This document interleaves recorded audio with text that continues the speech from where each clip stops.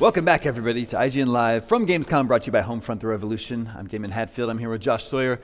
We're talking Pillars of Eternity, more specifically the White March expansion that's coming out very soon. Yes. So first of all, for our viewers that haven't played Pillars of Eternity, give us a brief rundown. This is an old-school style RPG that came out recently. It's thought of as a spiritual successor to Baldur's Gate. Yeah, Baldur's Gate, Icewind Dale, and Planescape Torment. Those were the three Infinity Engine series, and so we kind of tried to encapsulate elements from each of those games within Pillars of Eternity.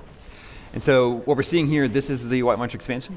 Yeah, this is footage from the White March expansion. It's showing a variety of gameplay. Right now, what we're looking at is gameplay from an area called Longwatch Falls, which is one of our wilderness environments. Exploration is one of the key elements of Pillars of Eternity, so even in the expansion, we wanted to continue that sort of focus. So what new is being added? We're raising the level cap by 2. So in the core game, every class tapped out at 12th level, and we're increasing that to 14. And with that come new spells, new abilities. We're also adding multi-class talents, which are a way for classes to take new talents, essentially borrowing from other classes. So for example, if you have a rogue and you want to take the Barbarian's Rage ability, there is a new talent that allows you to gain sort of a pared down version of it. If you are a wizard and you want to take a version of the rogue's sneak attack ability, you can also take things like that. We also have a new type of unique item called soulbound weapons, and these are weapons that you can bind to specific characters, and over the course of the game you can perform certain actions to upgrade them. Each one has specific sort of keys for unlocking new abilities, and usually they're class specific. So for example, if a fighter binds a certain weapon to themselves, they will get a different ability than if a paladin binds the same weapon to themselves. I see. So yeah, lots of new little things. What are we seeing here? Right now we're seeing some of the multi-class talents. So you can see Aspirant's Mark, Enigma's Charm. These are all talents that are essentially borrowed from other classes, so you can further customize your character. There are 11 of them, one for each class. So theoretically, you can't even take all of them on a single character. You put in new story and quest content as well? Oh, definitely. So the story of the White March essentially is a side story based off of you becoming the lord and master of a stronghold within the core game. So about a third of the way through the game of Pillars of Eternity, you become the lord of a stronghold called Cadnua. And because you're a lord, you get appealed to by the mayor of a nearby, well, relatively nearby community called Stalwart, and they need your assistance in trying to restart this ancient, very powerful forge called the White Forge, and it's legendary for producing really fantastic bronze and steel. But it's been sealed up for over 100 years, and as they've tried to get into it, they've encountered all these problems, suffering attacks from ogres and whatnot. So they appeal to you for help in liberating it. Of course, you can also do it for altruistic reasons, or if you just want access to the goodies that are within Durgan's Battery, you can pursue it for that reason as well.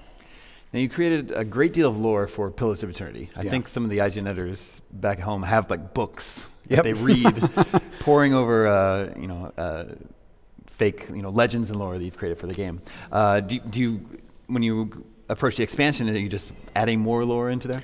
Yeah, so the White March is an area that we talk about a little bit in the base game, so it's slightly fleshed out. Good world building kind of involves sending out all these little tidbits about different parts of the world so that when you continue to develop it, it's something that players are already kind of familiar with just from a little bit of exposure. So for the White March, we continue to build on the idea of these dwarven kingdoms that used to occupy this mountain range and what happened to them. So we're sort of telling the backstory that we hint at in the base game. I want to know about our animal companions here. You got a bear, and is it a white wolf? Well, actually, so yeah, the main character I think being played here is a ranger, and he has a bear animal companion, and then Sagani is one of the companions, and she has an Arctic fox, a kind of oversized Arctic fox as her companion.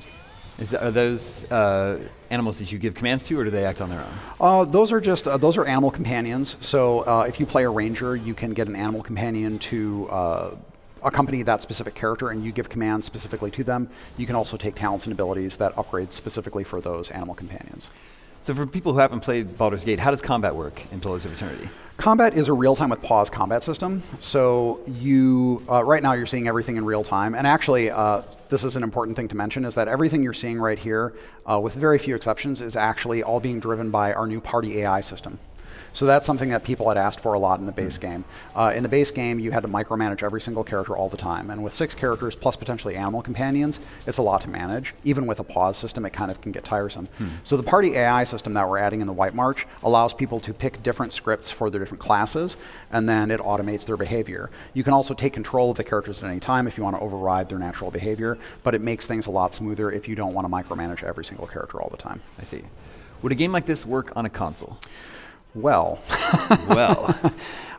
because of the control scheme, which is more RTS-like than because of each of the individual characters, that's very tricky. Although we have been experimenting with the Steam controller, which is actually very promising. It's a very interesting way to sort of interact with the game. That's good to hear. But yeah, an ordinary PS3 or PS4 or Xbox One controller is kind of tricky. What about the Wii U? Got your gamepad there. I don't know. We have not yet explored that opportunity. Okay, think about it. The White March is the first. It's part 1. It's part 1, yeah. And will the other one be called White March Part 2? Yes. That simple? Okay. No, it'll be called Part 3. Well, I know. Yeah. I didn't know if it had another title. No. But the first part is out this month, August 25th. Yep, August 25th. All right, Josh, thank you so much for coming by the show. Thank you for having me. Stay tuned for more. Hear from Germany on IGN Live after this.